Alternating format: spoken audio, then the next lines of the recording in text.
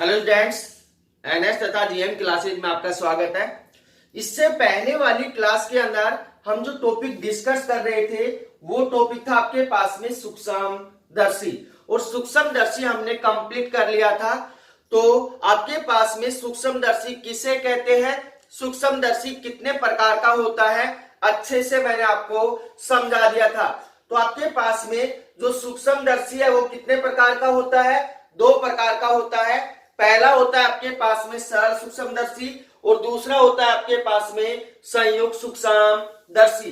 तो दोनों के अंदर ध्यान रखना भाई कि सरल सूक्ष्मदर्शी के अंदर कम फोकस दूरी के उत्तल लेंस का प्रयोग किया जाता है, परंतु संयुक्त सूक्ष्मदर्शी के अंदर दो उत्तल लेंसों का प्रयोग किया जाता है, जिनमें एक की फोकस दूरी क्या होती है, अधिक होती है, और एक की फोकस दूरी क्या होती है, कम होती है। तो ध्यान रखना आपके पास में यहां पे फोकस दूरी कम वाले को किसकी तरफ रखेंगे और फोकस दूरी अधिक वाले को किसकी तरफ रखेंगे। तो दोबारा से सुन लेना कि आपके पास में जिस लेंस की फोकस दूरी कम होती है उसे किसकी तरफ रखा जाता है, वस्तु की ओर रखा जाता है, जिसे क्या कहा जाता है, अभिदर्शक लेंस कहा जाता है। और जिस लेंस की फोकस दूरी अधिक होती है उसे किसकी तरफ रखा जाता है, नेत्र की तरफ रखा जाता है, जिसे क्या कहते हैं, अभिनेत्र या नेत्रिका लेंस कहते हैं। उससे आगे जो संयुक्त सूक्ष्मदर्शी है उसकी रेखीय आवर्धन क्षमता का मान हम निकाल चुके हैं। तो अब इसी क्रम के अंदर आपके पास में सूक्ष्मदर्शी कंप्लीट होने के पश्चात अगला जो टॉपिक आपके पास में वो टॉपिक आपके पास में दूरदर्शी। तो दूरदर्शी को अच्छे से समझना भाई। तो टॉपिक आपके पास में दूरदर्शी,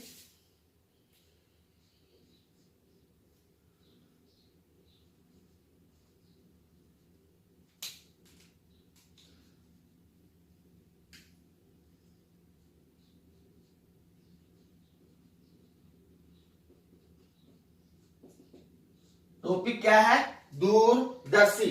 तो दूरदर्शी किसे कहते हैं इसको अच्छे से समझना कि आपके पास में सबसे पहले डेफिनेशन की बात करेंगे कि दूरदर्शी कहते किसे हैं। तो आपके पास वह उपकरण जो दूर स्थित वस्तुओं या दूरस्थ स्थित वस्तुओं, जैसे आपके पास दूर स्थित वस्तुएं कौन कौन सी है, जैसे चंद्रमा हो गया, तारे हो गए, वायुयान हो गया, ग्रह हो गए, उपग्रह हो गए आदि को जिस उपकरण की सहायता से देखा जाता है या उनके प्रतिबिंब बनाया जाता है उसे क्या कहते हैं, दूरदर्शी कहते हैं। तो डेफिनेशन को दोबारा से सुन लेना कि वह उपकरण जिसकी सहायता से दूर स्थित वस्तुओं जैसे आपके पास में ग्रह, उपग्रह, तारे, चंद्रमा, वायुयान आदि को क्या किया जाता है, देखा जाता है, तो वह उपकरण क्या कहलाता है, दूरदर्शी कहलाता है। दूरदर्शी के अंदर एक महत्वपूर्ण बात क्या है कि दूरदर्शी के अंदर प्रतिबिंब का प्रतिबिंब स्पष्ट रूप से दिखाई देता है। तो ध्यान रखना कि आपके पास में दूरदर्शी के अंदर प्रतिबिंब का प्रतिबिंब स्पष्ट रूप से क्या होगा, दिखाई देगा।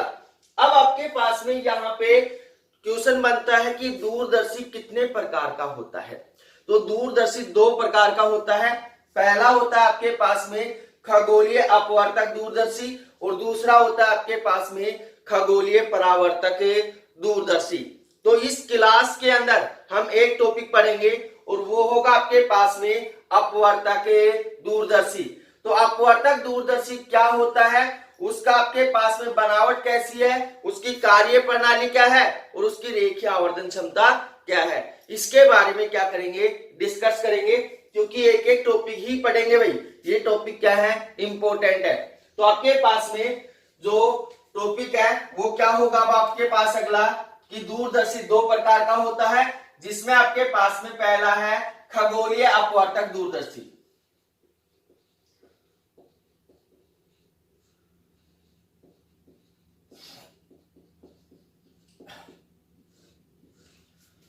अपवर्तक दूरदर्शी।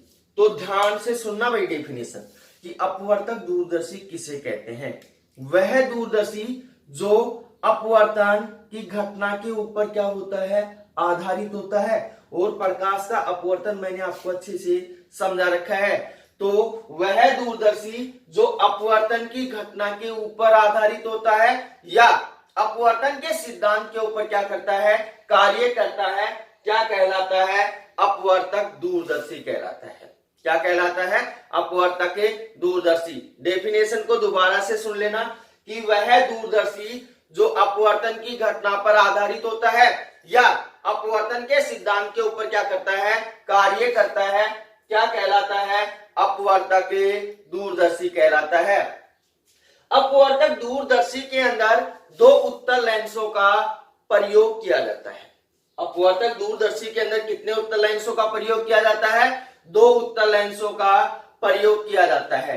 तो यहां पे अगर हम लेंस के हिसाब से परिभाषा बनाएं तो क्या डेफिनेशन होगी कि आपके पास में वह दूरदर्शी जिसमें दो उत्तल लेंसों की सहायता से दूर स्थित वस्तु को क्या किया जाता है, देखा जाता है, क्या कहलाता है, अपवर्तक दूरदर्शी। दोबारा से सुन लेना कि वह दूरदर्शी जिसमें दो उत्तल लेंसों की सहायता से दूर स्थित वस्तु को क्या किया जाता है, देखा जाता है, क्या कहलाता है, अपवर्तक दूरदर्शी कहलाता है। ये तो होगी इसकी डेफिनेशन। अब अगला है आपके पास में अपवर्तक दूरदर्शी की बनावट। तो इसका डायग्राम कैसा होगा उसको अच्छे से समझना भाई। जैसा आपने संयुक्त सूक्ष्मदर्शी पढ़ा है वैसा ही डायग्राम होगा सेम, पर आपके पास इसके अंदर लेंसों की जो स्थिति होगी वो क्या होगी, विपरीत होगी, उल्टी होगी। तो ध्यान से समझना कि आपके पास में अपवर्तक दूरदर्शी के अंदर पहले टोपी डाल देते हैं, बनावट,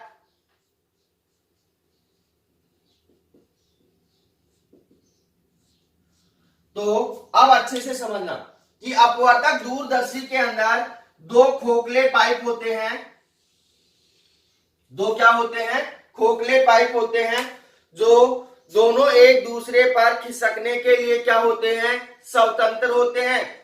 एक खोखला पाइप है उसके अंदर क्या होता है, दूसरा खोखला पाइप होता है और दोनों पाइप एक दूसरे के ऊपर खिसकने के लिए क्या होते हैं, स्वतंत्र होते हैं, या दोनों पाइप एक दूसरे के ऊपर क्या कर सकते हैं, खिसक सकते हैं। और इनको खिसकाने के लिए कौन सी चक्कर व्यवस्था की गई है, दंडी चक्कर व्यवस्था से इनको क्या किया जाता है, खिसकाया जाता है। ये दंड चक्कर व्यवस्था क्या होती है पिछली क्लास में मैं आपको अच्छे से समझा चुका हूं। तो अपवर्तक दूरदर्शी के अंदर आपके पास में दो खोखले पाइप होते हैं और इन दोनों खोखले पाइपों के ऊपर दो उत्तल लेंस लगे होते हैं। इन दोनों खोखले पाइपों के ऊपर दो उत्तल लेंस लगे होते हैं। कितने लेंस लगे होते हैं, दो उत्तल लेंस लगे होते हैं जिनकी फोकस दूरी क्या होती है, अलग अलग होती है। जिनकी फोकस दूरी क्या होती है, अलग अलग होती है।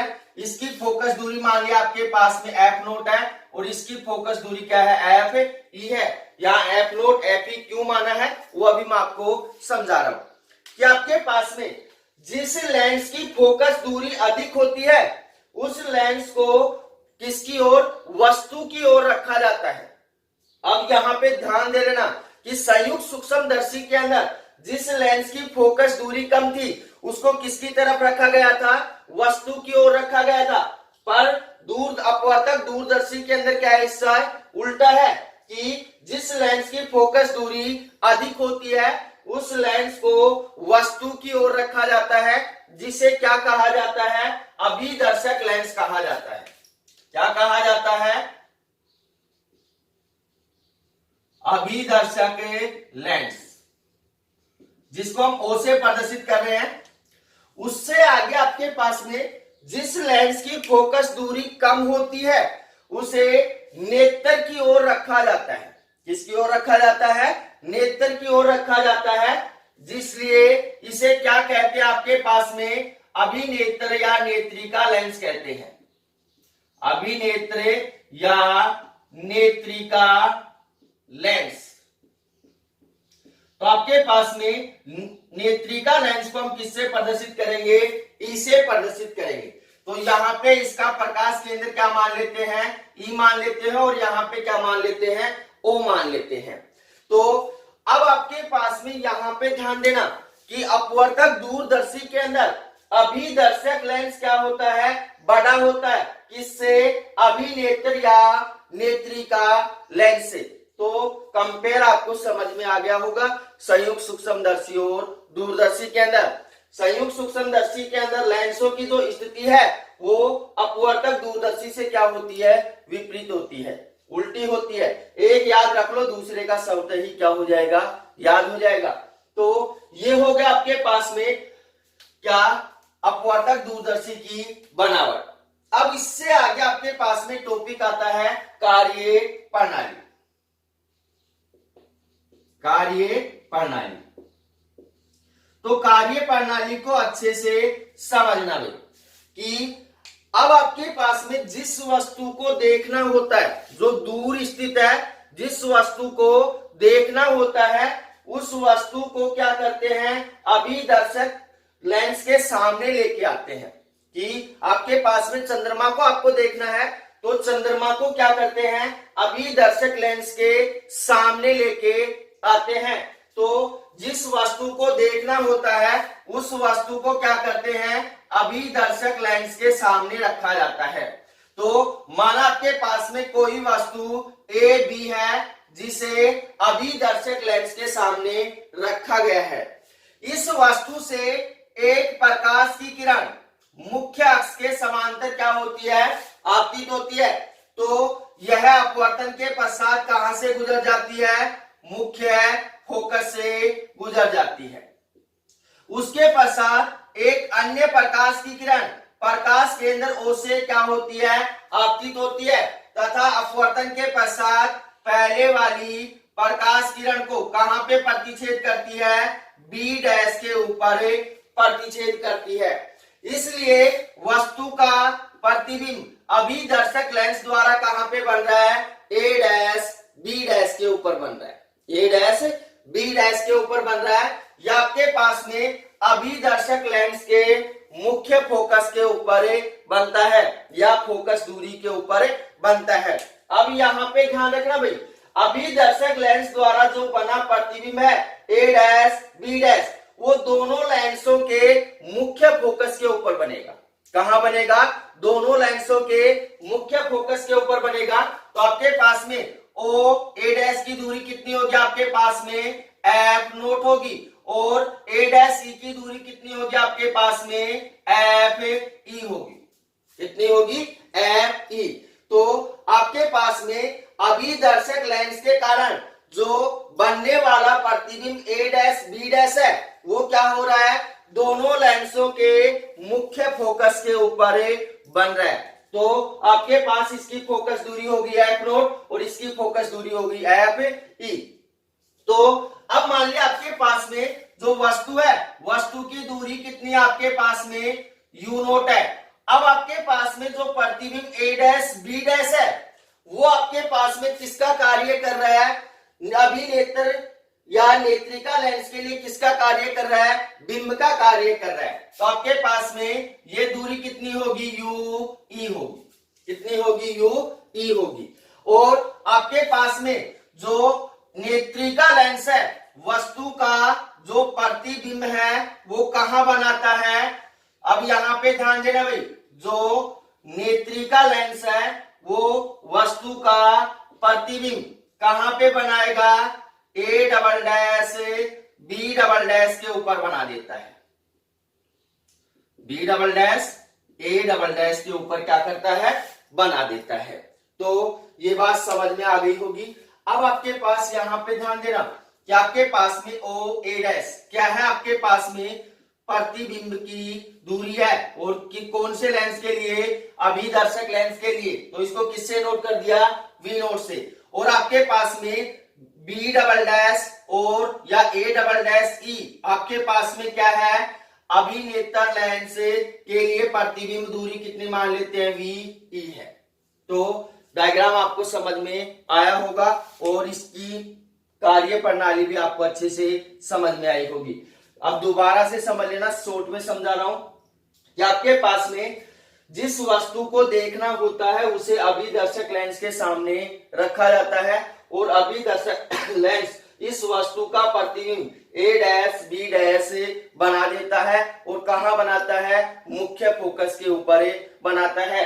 अब आपके पास में जो A डैश B डैश है वो आपके पास में नेत्रिका लेंस के लिए किसका कार्य करता है, बिंब का कार्य करता है, वस्तु का कार्य करता है। और जो नेत्रिका लेंस है वो वस्तु का प्रतिबिंब कहां बना देता है, A double dash B double dash के ऊपर बना देता है।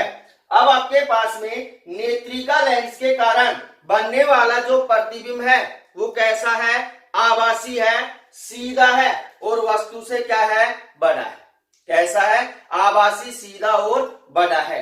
क्योंकि आपके पास में इस प्रतिबिंब से तो क्या होगा, बड़ा ही होगा। हम यहाँ पे नेत्रिका लेंस के लिए A डैश B डैश को वस्तु मान रहे हैं, इस वस्तु से तो क्या होगा, बड़ा होगा। कितना होगा, बड़ा होगा। तो अब आपके पास में ये होगी इसकी कार्य प्रणाली। अगला टॉपिक आपके पास में कि अपवर्तक दूरदर्शी की रेखीय आवर्धन क्षमता। ध्यान से समझना भाई। तो टॉपिक आपके पास में अपवर्तक दूरदर्शी की रेखीय आवर्धन क्षमता, रेखीय आवर्धन क्षमता M क्या होगी, ध्यान से समझना कि आपके पास में अपवर्तक दूरदर्शी द्वारा बना कोण बीटा तथा आपके पास में वस्तु द्वारा नेत्र पर बना कोण एल्फा के अनुपात को क्या कहते हैं, अपवर्तक दूरदर्शी की रेखीय आवर्धन क्षमता कहते हैं। अब आपके पास में वस्तु द्वारा नेत्र पर बना कोण कितना है, एल्फा है। ये कोण एल्फा है तो ये कोण भी कितना होगा, एल्फा होगा। क्योंकि दोनों कोण कौन से कोण है, एकांतर कोण है, वो सॉरी शीर्षाभिमुख कोण है। उससे आगे आपके पास में जो यहाँ पे नेत्र या अभिनेत्र लेंस द्वारा जो प्रतिबिंब कोण है वो कितना है, मान लिया बीटा है। कितना है, बीटा। तो आपके पास में डेफिनेशन क्या होगी, डेफिनेशन को ध्यान से सुनना कि अपवर्तक दूरदर्शी द्वारा बना प्रतिबिंब कोण बीटा तथा वस्तु द्वारा नेत्र पर बना कोण एल्फा के अनुपात को क्या कहते हैं, अपवर्तक दूरदर्शी की रेखीय आवर्धन क्षमता कहते हैं। इसलिए आपके पास में M बराबर कितना हो जाएगा, बीटा बटे एल्फा बराबर आप लिख सकते हो, बीटा क्या है, अपवर्तक दूरदर्शी द्वारा बना प्रतिबिंब कोण बटे आपके पास वस्तु द्वारा नेत्र पर बना कोण एल्फा। तो यह आ गया आपके पास समीकरण नंबर 1। उससे आगे आपके पास में क्या होगा, यदि एल्फा व बीटा का मान क्या है, बहुत छोटा है, तो यहां लिखेंगे यदि एल्फा एवं बीटा का मान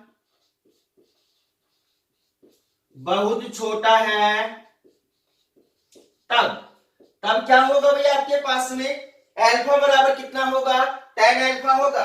तो यहां होगा tan एल्फा बराबर एल्फा और बीटा बराबर कितना होगा, tan बीटा। दोनों मान समझ में आ गए होंगे आपको। तो एल्फा व बीटा का मान समीकरण 1 में रखने पर तो यहां पे लिखेंगे एल्फा व बीटा का मान समीकरण 1 में रखने पर तो रखो भाई, आपके पास में m बराबर कितना हो जाएगा, m बराबर हो जाएगा आपके पास में tan बीटा बटे tan एल्फा। समीकरण नंबर कितना आ गया, 1 आ गया।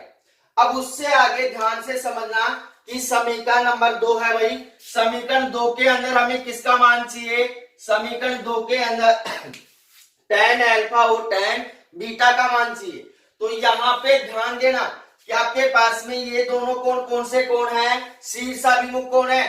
तो आपके पास में त्रिभुज ए डैश बी डैश ओ में, तो यहां पे लिखेंगे त्रिभुज ए डैश बी डैश ओ में, तो tan अल्फा बराबर लाल बटे कक्का से क्या होगा, लंब बटे आधार।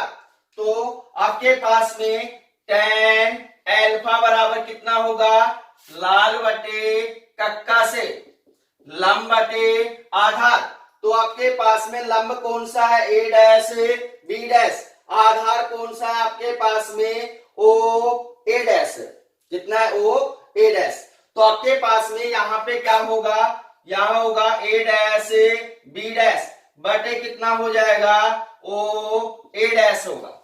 अब आपके पास यहाँ पे ध्यान देना कि ओ ए डैश क्या है आपके पास में, फोकस दूरी। फोकस दूरी कितनी आपके पास में, एफ है नोट। तो चूंकि आपके पास में ओ ए डैश बराबर कितना हो जाएगा, एफ नोट हो जाएगा। बात समझ में आ गई होगी आपको। उससे आगे आपके पास में tan अल्फा, अब यहाँ पे ओ ए डैश जो आपने एफ नोट माना है उसको आप कितना मान सकते हो, वी नोट भी मान सकते हो। कितना मान सकते हो, वी नोट। तो आपके पास में tan अल्फा बराबर कितना होगा, ए डैश बी डैश बटे कितना हो जाएगा, एफ नोट।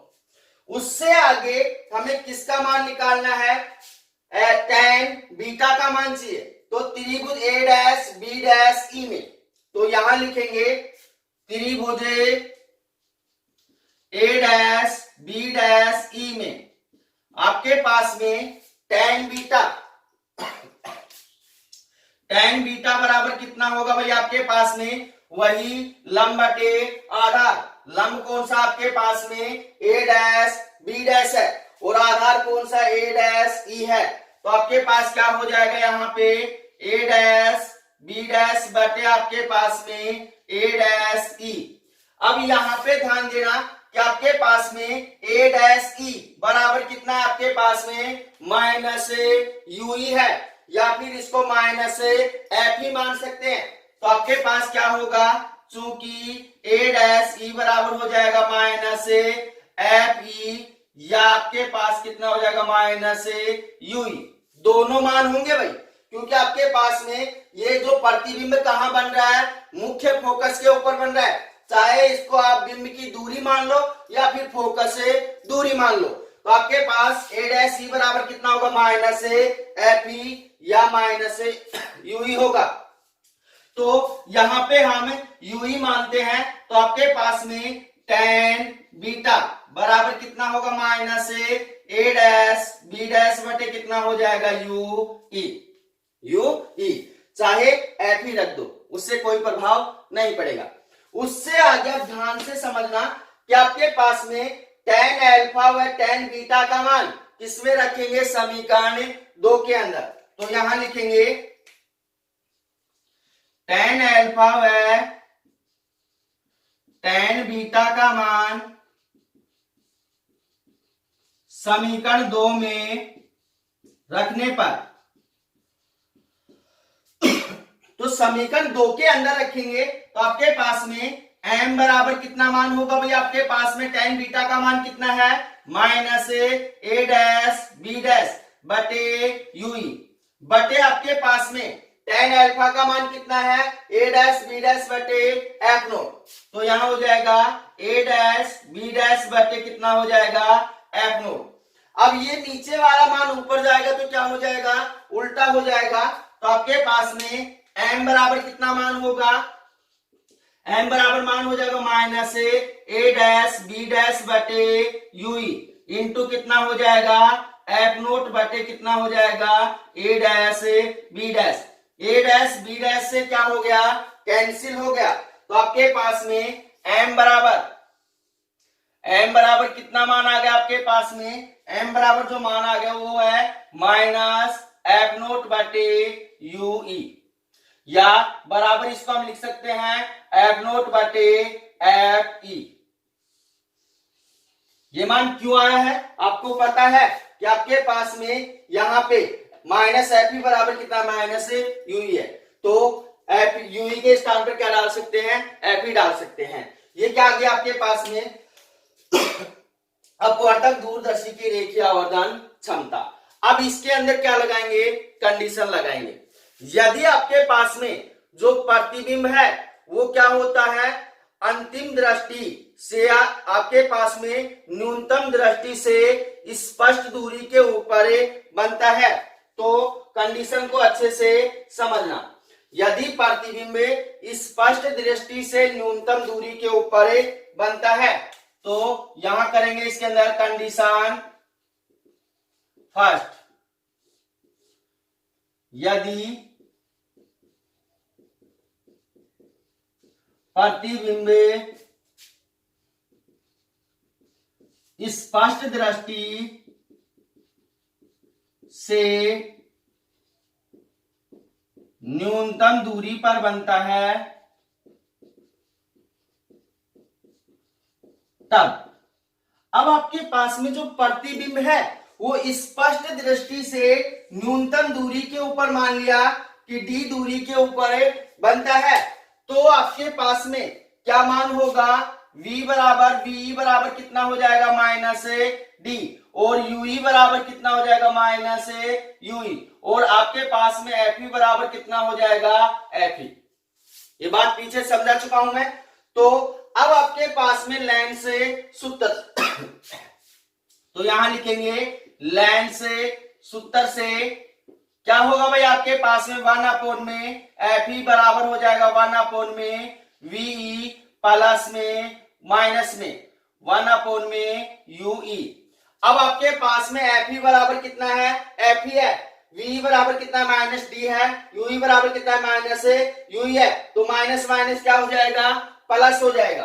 तो कितना होगा आपके पास 1 में fe बराबर हो जाएगा माइनस 1 में d प्लस में 1 में ue। अब इससे आगे ध्यान देना, -1 में d को इस साइड लेके आएंगे तो आपके पास 1 में ue बराबर कितना हो जाएगा, 1 में fe प्लस में 1 में d। अब आपके पास इसकी जो रेखीय आवर्धन क्षमता है m बराबर कितना है, -f0/1 में ue, तो आपके पास कितना हो जाएगा, m बराबर हो जाएगा आपके पास में -f0 को बाहर निकाल लेंगे और 1 में ue का मान कितना है आपके पास, 1 में fe प्लस में 1 में d। ये क्या आ गया आपके पास में, यदि प्रतिबिंब स्पष्ट दृष्टि से न्यूनतम दूरी के ऊपर बनता है। अब कंडीशन सेकंड क्या कहती है, यदि प्रतिबिंब कहां बनता है, फोकस बिंदु के ऊपर बनता है, तो यहां लिखेंगे कंडीशन सेकंड, यदि प्रतिबिंब अनंत पर बनता है, अनंत पर बनता है तब। अब यहां पे ध्यान देना भाई कि प्रतिबिंब अनंत के ऊपर कब बनेगा, जब वस्तु कहां पे स्थित होगी, फोकस बिंदु के ऊपर स्थित होगी। पर यहाँ पे दूरदर्शी के अंदर क्या यह बात संभव है कि जो वस्तु है वो फोकस बिंदु के ऊपर स्थित होगी, नहीं, क्योंकि जो वस्तु है वो काफी दूरी के ऊपर स्थित है।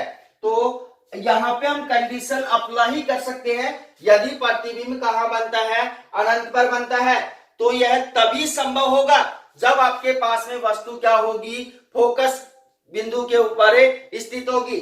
तो आपके पास में ue बराबर कितना हो जाएगा, fe हो जाएगा, ue बराबर कितना होगा, fe।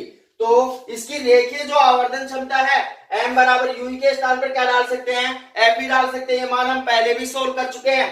तो आपके पास में m बराबर कितना होगा, आपके पास में माइनस f0 बटे कितना हो जाएगा, fe हो जाएगा। ये क्या आ गया आपके पास में, जब प्रतिबिंब अनंत पर बनता है। अब उससे आगे ध्यान से समझना कि आपके पास में मैंने टॉपिक पढ़ा दिया है दूरदर्शी, और दूरदर्शी के अंदर पहला पॉइंट समझा दिया आपको अपवर्तक दूरदर्शी।